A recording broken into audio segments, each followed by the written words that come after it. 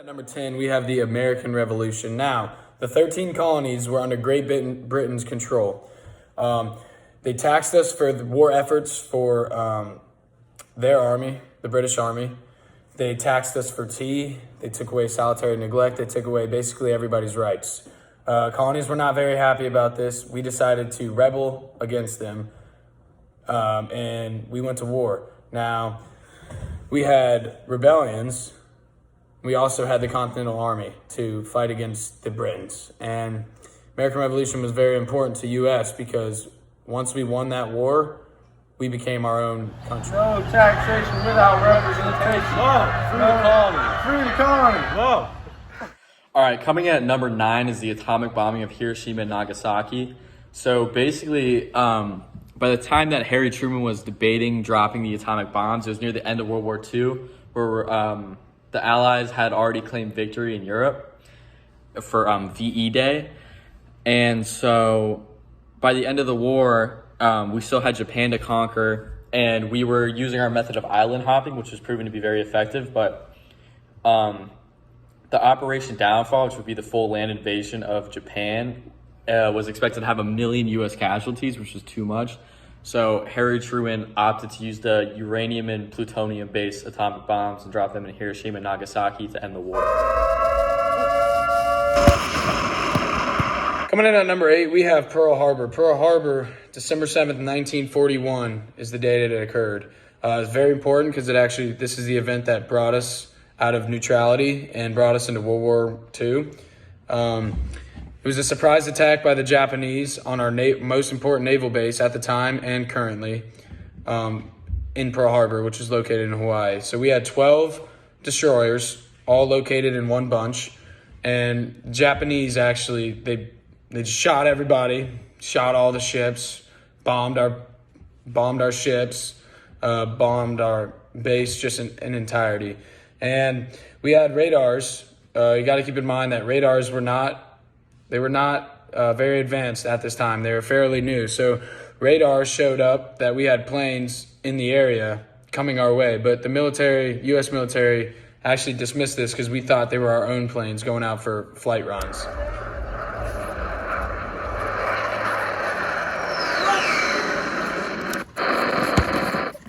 All right, number 7, the Civil Rights Movement.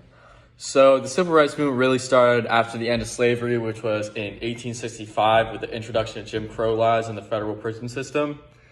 And segregation was still at large, and because people thought it was okay if it was separate but equal, but it really wasn't equal at all. And so during the 50s and 60s, civil rights activists like MLK, Malcolm X, Rosa Parks, Webb Du Bois, they all rised up and congregated together as one collective unit to fight against segregation and systematic oppression and racism. And a lot of influential moments like the March on Washington led by MLK and his I Have a Dream speech at the reflective pool, and also Rosa Parks fighting for her seat on a bus in Alabama because segregated buses at the time, she was supposed to sit in the back, but she refused. Seems to be the issue here. This black lady won't get to the back of the bus where she belongs. Ma'am, you know this is a segregated bus, right?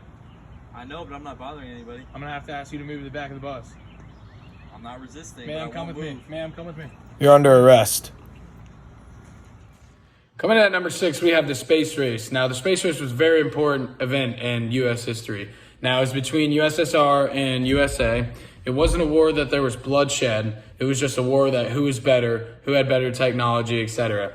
Now, the Soviets, when we first started talking about space travel or just sending things into space, now, Soviets sent a satellite into space. And that was basically just like a laughing, the Soviets were laughing at us because we could not do that at the time. So eventually, shortly after that, we decided to send apes and monkeys into space. And one of them successfully came down alive. And after a bunch of training and technology and experimenting and all of that, we sent a man to the moon. Both hands down about the 4th rung up. Okay, number 5, adopting the U.S. Constitution. So In 1781, after we had won our independence in the Revolutionary War, we implemented the Articles of Confederation into our government. And although it was deemed at the time able to lead the country, it was ultimately very weak because we weren't able to tax. We didn't have a good enough military to respond to threats, domestic and foreign. And so a lot of our founding fathers grouped together and realized that the Articles of Confederation would not work anymore. So they adopted the United States Constitution, which basically laid out how we would govern ourselves and all of our rights and how the country would operate. And so we had the Articles of Confederation from 1781 to 1789. And then from 1789 on, we've had the Constitution. Articles of Confederation is a big no-no. So we burned them and replaced them. The Articles of Confederation never worked. So goodbye, and here comes the Constitution. Coming in at number 4, we have the Civil War. The Civil War kept America unified and also ended slavery. The Civil War was fought from 1860 to 1865 between the northern states, also known as the Union, and between the Confederate States, which were also known as the Confederate States of America. This war was fought over slavery, taxes, and state rights, and this war ended in a Union victory, bringing America back to our values and traditions.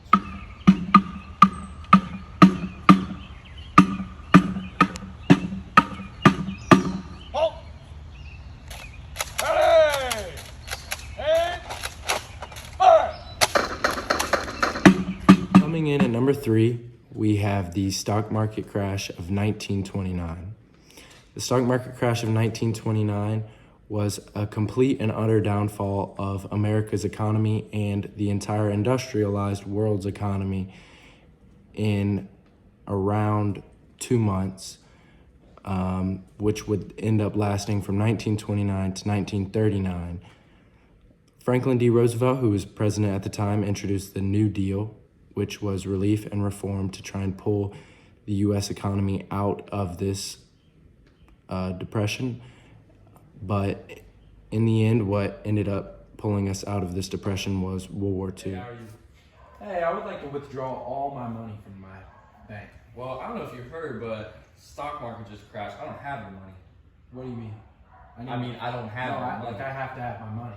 Where's my money? No, I understand that, but you're the 50th person here today asking for their money. I don't got the money to give I you. just want my money. Give me my money. Well, I can't give you your money because I don't have your money. We were very hungry and couldn't even afford to eat, so we share bread. Coming off at number 2, we have the Louisiana Purchase. The Louisiana Purchase of 1803 brought into the United States about 828,000 square miles of territory from France. This was the most important purchase in U.S. history because it almost doubled the size of the U.S. and gave us all the territory known as the Louisiana Territory that stretched from the Mississippi River in the east to the Rocky Mountains in the west, and from the Gulf of Mexico in the south to the Canadian border in the north. Hi, sir. It's nice to meet you. I'm Napoleon. I'm Thomas Jefferson. All right, so I'm in a bit of a tough situation. You know, money's not that liquid right now. Got to pay off some war debts. I was wondering if you wanted to buy this from me. How much would you get for it? I'm thinking 15 mil. That's a deal right there, sir. That is a deal right there. All righty, you are now the proud owner Thank of you. Louisiana Territory. Coming off at number 1, we have World War II. World War II was a major world war from 1939 to 1945 that consisted of the Axis powers, Germany, Japan, and Italy, versus the Allied powers of the U.S., Great Britain, Soviet Union, and a few small other countries. World War II started because of Germany's dictator Adolf Hitler invaded Poland in 1939. France and Great Britain later declared war on Germany right after that. Later on, the U.S. joined the war because of the bombing of Pearl Harbor in Hawaii. Hitler, during this time, had created his final solution, also known as the Holocaust, which was the killing and imprisonment of European Jews. Later on, there were many battles the Allied powers won, like the Battle of Midway and D-Day. And the Battle of the Bulge influenced Hitler and Germany to surrender, with Hitler killing himself in the bombing of Japanese cities Hiroshima and Nagasaki, ending the war.